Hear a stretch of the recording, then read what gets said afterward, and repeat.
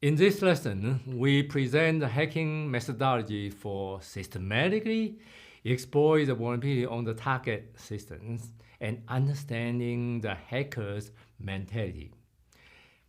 Here we show the hacking methodology presented in the back cover of Hacking Exposed textbooks by McClure et al.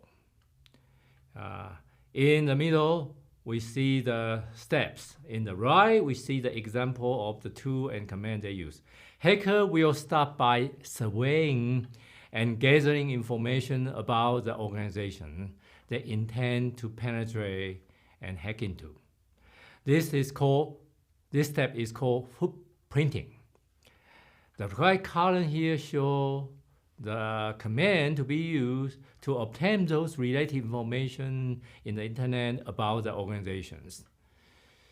We have who is.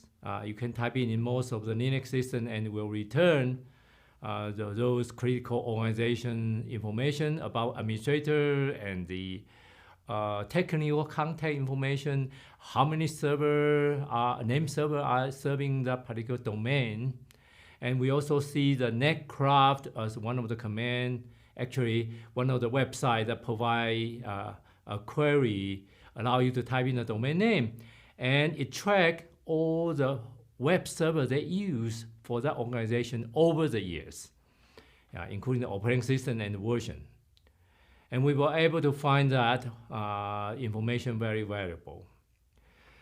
Next step, second step is scanning. Here we use mmet command or one of the famous tools called Nessus.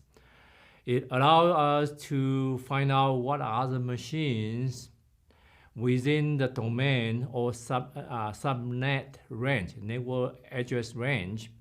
How many machines are active, how many servers are active, and what are the ports which represent the specific services that are open.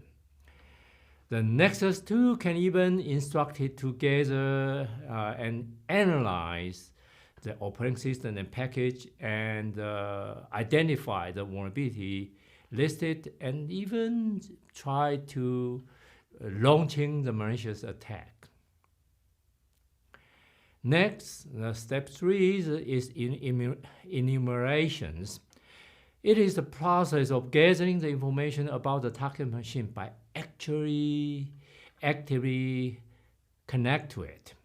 And here the hacker tries to identify user, system, admin kind of accounts, and try to find out what are the active directory, shared directory that may be open.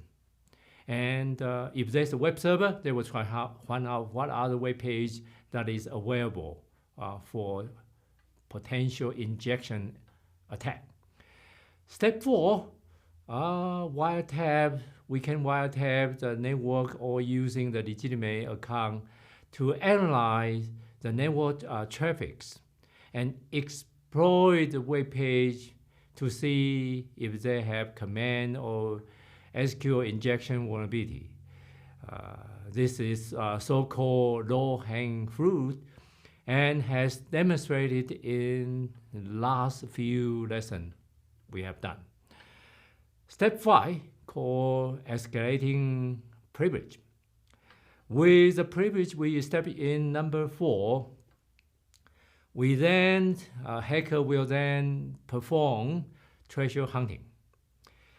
We do that by exploring valuable directory within the victim's target system. For example, the password file, the script, server-side script file, which may have embedded with some credential information, maybe some configuration file. And try to gather additional credential, password information, and we search directory and see whether they can read or write or even execute. And see whether we can even modify the access right or its security token if they are using secure Linux more for protection. In case the password file is readable and the password may be encrypted. We can read it out, and offline we use password cracking tool such as John the Reaper showing here, and to break into the additional account. Step 6, by gathering the information on identify the mechanism to allow access to the trust systems. This including examining the configurations of various network services. And often they include comments and showing how they are configured, or they actually contain the credential, password information, such as server connection information, or very typical for intrusion detection system, they may including database account for access and deposit, detecting malicious information. Step 7, covering the threat. System may including logs or intrusion detection system that monitor the unusual access or modification of critical file and directory. Such log records, the hacker may attempt to modify to hide their threat, if that is possible. Know that from previous lesson, some operating system will prevent this from happening by only allow a pen write to the log. Step 8, create a backdoor to allow re-entry sometime in the future. The hacker may create scripts to be executed by the cron job or add job in a regular interval, and when they are executed, it will examine the remote executable they have deposited and see whether they are still exist. If they are wiped out by the antivirus quarantine, this add job and cron job will put it back. Therefore, that's the reason why from time to time we see the quarantined virus reappear. And this also shows why a backdoor and attack is very important. A Trojan kind of attack is very important to detect. Make sure we search. Once we got attack, make sure we search the startup folder, registry entries, and those at cron tab kind of configuration file to see we have those dangerous scripts there. And sometimes they will hide those files, those scripts, with the dot prefix with it. That's called hidden directory or hidden file. Step 9, denial of service. Maybe after the victim machine has been explored with all the treasure and no longer useful, sometimes we launching the denial of service attack to shut down the system.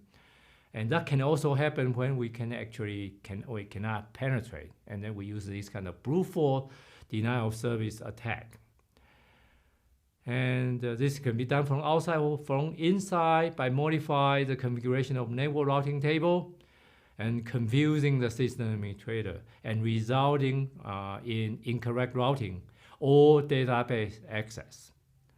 And in this case, it's very important for a defender to back up the file and images. But at the same time, hacker will try to, if they can get access to this backup file and images, restore images, they will try to modify and resulting in fail disaster recovery process.